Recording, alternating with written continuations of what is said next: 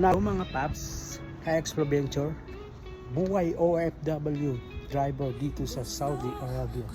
So ayan guys, isi-share ko po sa inyo kung gaano kadali o kahirap ang magiging isang OFW driver dito sa Middle East. So sa nakikita nyo ngayon guys, na nandito ako sa labas. So nagtatrabaho po tayo ngayon. So nagdadrive po tayo ngayon. Kasama ko po ang aking amo. Dito po sa kanya sa training center. Isa po siyang doktora. So kung anong oras siyang matapos, ganun din ako guys.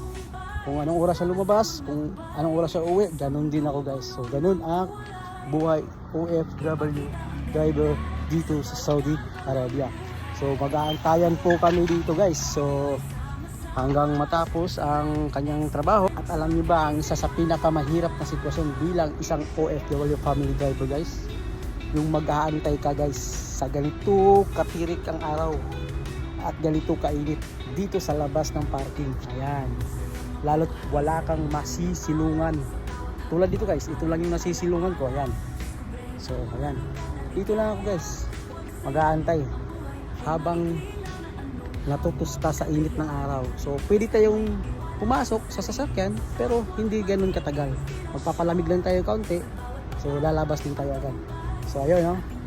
Sa mga magbabalak na mag-apply bilang OFW driver dito sa Middle East. So isa po ito sa pinakamahirap ninyong mararanasan dito sa Middle East. Ayun guys. Kita nyo. Nasa parking po tayo ngayon. Ayan. Ayan. Ito lang po ang nagsisilbing silungan ko. Ayun po, ha? So ayun guys, hanggang sa muli, magtatapik ulit tayo sa susunod na vlog ko kung ano ang mga sitwasyon bilang isang family driver dito sa Middle East. So, hanggang sa muli pagkikita guys. Paalam!